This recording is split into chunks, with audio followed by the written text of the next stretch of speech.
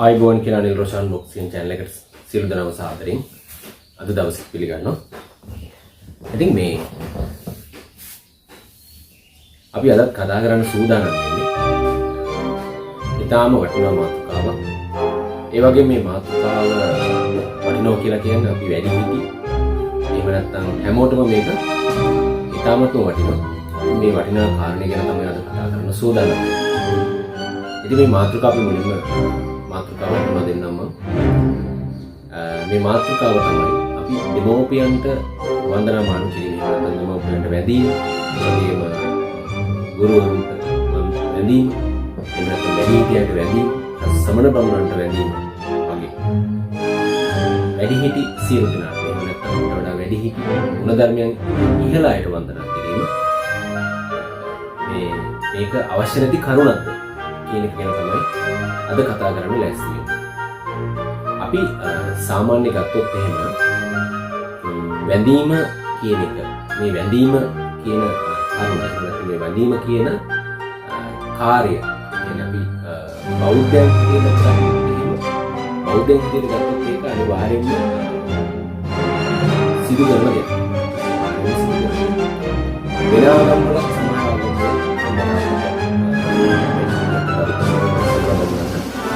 වන්දනාමාන නැත්නම් වදින. මොකද ඒකට හේතුව ඒ අය වැඩි හිටියෝ, ඒ අය ගුණධර්ම තියන අය කියලා අදහසක් තියෙනවා. එහෙම නැත්නම් අපි අහලා තියෙනවා, අපි ඒක දැනගෙන තියෙන නිසා තමයි අපි එහෙම වැඳුම් පිදුම් කරන්නේ. එහෙනම් සමහර ආගම් කොටස් තියෙනවා. ඒ ආගම් කොටස් වල අම්මට තාත්තට වැඩි හිටියෙකුට වැඳොත් එහෙම නැත්නම් එයාලට මරණය, එහෙම නැත්නම් එයාගේ ජීවිතයට හානි වෙනවා. එහෙම නැත්නම් එයාලට සදාකාලිකම හිරේ ඉන්න වෙනවා. එහෙම නැත්නම් අතපය කපනවා. මේ වගේ සමහර ආගම් තියෙනවා. නමුත් අපි බෞද්ධකම අපි පැත්තකින් තියලා අපිට පැත්තකින් තියන්න බෑ. බෞද්ධකම කියන එක මේ ලෝකේ සත්‍යයක් වශයෙන් තියෙන බෞද්ධකම අනිත්‍ය අසත්‍යයක් කියනවා නෙවෙයි. නමුත් විශේෂයෙන්ම සත්‍යයක් වශයෙන් අපිට තියෙන බෞද්ධකම. අපි බෞද්ධකම පැත්තකින් අපි කතා කරමු. නමුත් අපිට මේ වැඳීම ගැන අපි කතා කරන්න ගත්තොත් එහෙම අම්මා තාත්තා කියලා කියන්නේ කවුද? වැඩිහිටියෝ කියන්නේ කවුද? ඒ වගේම ශ්‍රමණ බමුණ කියන එක කවුද කියන එක අපි මුලින්ම අඳුර ගන්න ඕනේ. ඉතින් අම්මා තාත්තා කියන එක නම් කවුරු හරි අපි දන්නවා. ඇයි මේ අම්මා තාත්තට වන්දහම අපිට මොකද්ද වෙන්නේ කියන එක අපි දන්නවා. ඒ වගේම වැඩිහිටියන් වදිනේ ගරු කිරීම ගැන මොනවද වෙන්නේ කියන එක දන්නවා. ඒ වගේම ශ්‍රමණ බමුණන්ට වන්දිනකොට වන්දනාමාන කරනකොට අපිට මොකද වෙන්නේ කියන එක අපි දන්නවා. අපි සාමාන්‍ය ගත්තොත් එහෙම ඔබ කල්පනා කරලා බලන්න අම්මා තාත්තා කියන්නේ කවුද? අම්මා තාත්තා කියන්නේ අපිව මේ ලෝකෙට බිහි කරපු කෙනා කියන එක. එහෙම නැත්නම් අය කියන එක. අපිට මේ ලෝකෙට බිහි කරපු උත්තමයෝ කියන එක අපි කොහොමත්ම දන්නවා මනුස්සයෝ හැටියට. එතකොට මව් කුසේ අම්මා දරාගෙන මාස 10ක් අම්මා දරාගෙන ඔය මව් කුසේ ඉන්නකොට ආරක්ෂා කරන විදිය. ඒ කියන්නේ මව් කුසේ ඉන්නකොට ආරක්ෂා කරලා දෙමව්පියන් වශයෙන් දරුවන්ව අපිව නැති කරන්නේ නැතුව දරාගෙන ආරක්ෂා කරගත්ත එකට අපිට වැඳුම් පිදුම් කරලා ඉවර කරන්න බෑ. ඔබ හිතන්න බලන්න මේ අම්මගේ ශරීරයේ කොටසක්, තාත්තගේ ශරීරයේ කොටසක් තමයි මේ දරුවෙක් කියලා ලෝකෙට පහළ වෙන්නේ. එතකොට මේ අම්මා තාත්තා මේ දරුවන්ව හදන්නේ අපි පොඩි කාලේ ඉපදුනාට පස්සේදී අම්මගෙන් කිරි දෙන. අම්මා කිරි දෙනවා. ඒ වගේ අම්මගේ ගත්ත ආහාර වලින් තමයි මව් කුසේදී මේ දරුවා ගොඩ නැගෙන්නේ. එහෙම එතකොට තාත්තගේ ධාතු ශක්තියෙන් තමයි ඒ දරුවා ගොඩ නැගෙන්නේ. එතකොට තාත්තා අම්මා පෝෂණය කරනවා. ඒ වගේම දරුවා පෝෂණය වෙනවා. ඒ වගේ අම්මගේ සියලු ශරීරේ පුරා ගන්න දේවල් වලින් තමයි මේ කලලේ හැදිලා දරුවෙක් බවට පත් වෙන්නේ. එතකොට මාස 10ක් යටතේ මාස 10ක් ඇතුළත මේ දෙමව්පියෝ මේ දරුවෙක්ව කොහොමද හදන්නේ? කොහොමද ආරක්ෂා කරන්නේ කියන එක තමන්ගේම ලේ වලින් තමන්ගේම ලේ වලින් තමන්ගේම ශක්තියෙන් තමයි මේ දරුවා මව් කුසේදී හැදෙන්නේ. ඒතර අම්මට තාත්තට ගරු කිරීම අපි සාමාන්‍ය විදිහට ගත්තොත් අම්මා තාත්තා කියලා කියන්නේ ඊ타ත්ම ඉහළින්ම ඉන්න දෙන්නා. ඊ타ත්ම ඉහළින්ම ඉන්න දෙන්නා. බුදුරජාණන් වහන්සේ නම් දේශනා කරලා තියෙන බ්‍රහ්මාති මාතා පිතරෝ කියලා. ඒ කියන්නේ මහා බ්‍රහ්මයා හා සමාන දෙන්නෙක් තමයි මේ අම්මයි තාත්තයි කියලා කියන්නේ. බ්‍රහ්මාති මාතා පිතරෝ කියලා කිව්වේ ඒකයි.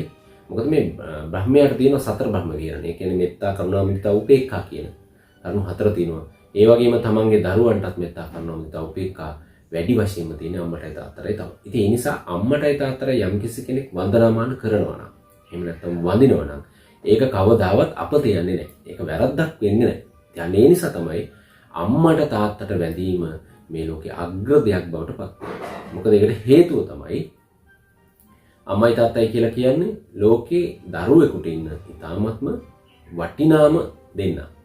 එහෙම ගත්තාම මේ ලෝකේ වටිනාම දෙන්නේ හතර ගත්තොත් එහෙම අම්මයි තාත්තයි තමයි අපිට වටින්නේම. හැබැයි සාමාන්‍ය විදිහට ගත්තොත් එහෙම දරුවන්ව දාලා යන අම්මලා තාත්තලා ඉන්නවා. ඒක වෙන කතාවක්. ඒක කර්මයට වෙන සිදුවීමක්. නමුත් අම්මයි තාත්තයි තමයි පෝෂණය කරන්නේ. අම්මයි තාත්තයි තමයි මේ දරුවා ලෝකෙට බිහි කරලා ඒ අම්මගේ තාත්තගේ ආශිර්වාදයෙන් මැද්දේ තමයි ගුරුවරු හැටියට වගේ තමයි මූලික ගුරුවරු දෙන්න අම්මයි තාත්තයි තමයි. ඒ දෙන්න තමයි අපිට මඟ පෙන්වන්නේ දරුවන්ට මඟ පෙන්වන්නේ. ඒ නිසා අම්මයි තාත්තටයි වන්දනාමාන කිරීම එහෙම නැත්නම් වැඳීම කවදාවත් අපත යන කරුණක් නෙමෙයි. අනිවාර්යෙන් වැඳිය යුතුයි. ඉතින් ඒක අනිවාර්යෙන් අපි දැනගන්න. ඒක කවදාවත් වැරදි කරුණක් නෙමෙයි. ඒක වර්ධින කරුණකුත් නෙමෙයි. අම්මගේ ආශිර්වාදය තාත්තගේ ආශිර්වාදය කියලා කියන්නේ මේ ලෝකයේ දරුවෙකුට ලැබෙන ලොකුම ආශිර්වාදය. ඉතින් ඒක අපි තේරුම් ගන්න තමයි මම මේ ඔබට මේ වීඩියෝ එක කරන්නේ. ඉතින් මේ වගේ වැඩි හිටියෝ දැන් අපි අතරේ තමයි. අපේ වැඩි හිටියෝ තමයි අපිව හදන්නේ. නේද? අපිව හදන්නේ. අපිට එහා ගුණධර්ම තියෙනවා. අපිව වඩාගෙන අපි සහෝදරයෝ අපි ලොකු සහෝදරයෝ ගත්තත් අපේ ආච්චි අම්මා සීයා ගත්තත් අපිව වඩාගෙන හදන්නේ කට්ටිය. එහෙම නැත්නම් වැඩි හිටියෝ. ඒකට වැඩි හිටියන්ට වන්දනාමාන කිරීම. දැන් අපිව හදලා පොඩි කාලේ අපිව අරගෙන තුරුලට අරගෙන හදලා කරලා මේ අපිට උපකාර කරලා තියෙනවා. ඒ වගේ කවලා පොවලා තියෙනවා. උපකාර කරලා තියෙනවා. ඉතින් ඒ නිසා වැඩි හිටියන්ට වන්දනාමාන කිරීමත් බොහොම පිනක් වගේම බොහොම හොඳ කරුණක්. ඒ වගේම බොහොම ලාභයක් ගෙන දෙන කරුණක් තමයි මේ වැඩිහිටි වන්දනාව කියලා කියන්නේ. මොකද අපිට වඩා ඉහළයි, ඒ වගේ වයසින් වැඩි, ඒ වගේම සමහර ගුණ ධර්මිනුත් වැඩි අය ඉන්නවා. ඉතින් ඒ නිසා වන්දනාමාන කිරීම තාමත්ම හොඳ කරුණක්. ඒ වගේම හිතාමත්ම වටිනා කරුණක්. ඉතින් ඒ නිසා අපි තේරුම් ගන්න ඕනේ වැඩිහිටියන්ට වන්දනා කිරීමත් නරක දෙයක් නෙමෙයි. ඒක ප්‍රතික්ෂේප කළ යුතු දෙයක් නෙමෙයි කියලා. ඉතින් ඒකත් ඔබ තේරුම් ගත යුතුයි. ඒ නිසා තමයි මේ වන්දනාමාන කිරීම ගැන දෙමව්පිය වැඩිහිටි ශ්‍රමණ බමුණන්ට. මේ ශ්‍රමණ බමුණු කියලා කියන්නේ කවුද? ඉහළින්ම ගුණ ධර්ම තියෙන අය. අපි බුද්ධ ශාසනයක තුල නම් පසේබුදු මහරහතුතුමන් ඒ වගේම භික්ෂු භික්ෂුණී උපාසිකා කියන ඒ ශ්‍රමණ බමුණන් වෙන අන්‍යාගමිකවල ශ්‍රමණ බමුණන් වෙනම ඉන්නවා. හැබැයි මේ ශ්‍රමණ බමුණන්ට වන්දනාමාන කිරීම ඒ වගේම පුදු සත්කාර කිරීම තාමත්ම වටිනා දෙයක්. මොකද ගුණයන්ගෙන් ඉහළ නිසා. ඉතින් ඒ අය ගුණයන්ගෙන් ඉහළ නිසා එයාට වන්දනා කිරීම තාමත්ම ප්‍රතිඵල ලැබෙන දෙයක්. ඉතින් ඒ නිසා මේ වන්දනාව කියන එක කෙනෙකුට යමෙක් වැඩි දෙමෝපිය වැඩිහිටි ගුරුවරු ආදී ශ්‍රමණ බමුණන්ට වන්දනාමාන කිරීම එහෙම නැත්නම් වැඳුම් පිදුම් කිරීම නරක දෙයක් නෙමෙයි. ඒක ඇවිල්ලා කළ යුතු දෙයක් මිසක් නොකළ යුතු දෙයක් නෙමෙයි කියන එක අපි තේරුම් ගත යුතුයි. ඉතින් ඒ නිසා තමයි මම මේ වීඩියෝ එක කරන්නේ. සමහර ආගම්වල ශ්‍රමණ බමුණන්ට නෙමෙයි කාටවත්ම වන්දනා කරන්නේ ඒ වන්දනා කිරීමේදී ඒක තමන්ගේ මව් කුසින් උපදපු අම්මට වන්දනා කරන්නේ නැති සමහර මිත්‍යා දෘෂ්ටික දේවල් තියෙනවා. මිත්‍යා දෘෂ්ටික ආගම් දහම් තියෙනවා. ඉතින් ඒ නිසා ඒ වගේ ඒ අයට කවදාවත් පිනක් වෙන්නේ නැහැ. ඒ අයට කවදාවත් ගුණයක් වැඩින්නේ නැහැ. ඉතින් ඒ නිසා අපි තේරුම් ගත යුතුයි අම්මට තාත්තට වන්දනාමාන කිරීම, වැඩිහිටි අයට වැඳීම අම්මට තාත්තට විශේෂයි. අම්මට තාත්තට විශේෂ නිසා අපි අම්මට තාත්තට වඳින්න ඕන. දැන් අම්මට තාත්තට වඳින ගාථා තියෙනවනේ. දැන් ඒවා අපි බෞද්ධ හැටියට, සිංහල හැටියට අපි බොහොම දන්නවා. බෞද්ධ හැටියට විශේෂයෙන්ම දන්න කරුණක් තමයි. ඉතින් මේ යම් කිසි කෙනෙක් අම්මගෙන් ආශිර්වාදයක් ලැබෙනවා, තාත්තගෙන් ආශිර්වාදයක් ලැබෙනවා නම් ඒක තමන්ගේ ජීවිතේට ඉතාමත්ම වැදගත් දෙයක්.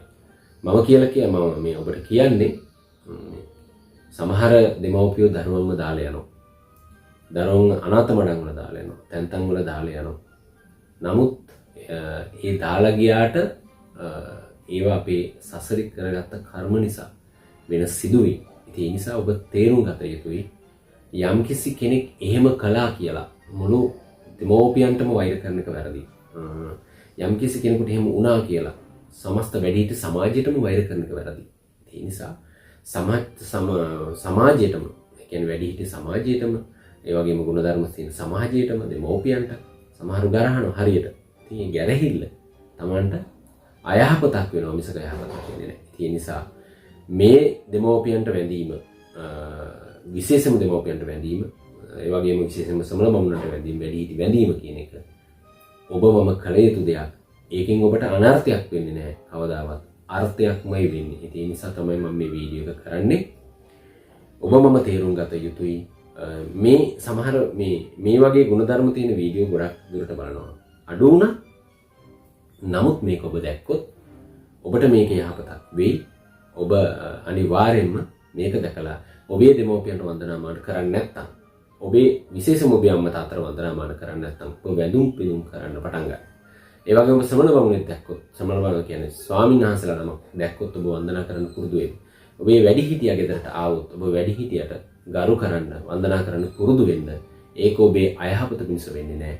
ඒ කාන්තේම ඔබ අනිවාර්යයෙන්ම ඔබට යහපත පිණිස වෙනවාමයි. ඉතින් ඒ කරුණු ටික කියා දෙන්න තමයි මම අද මේ වීඩියෝ එක කරන්නේ.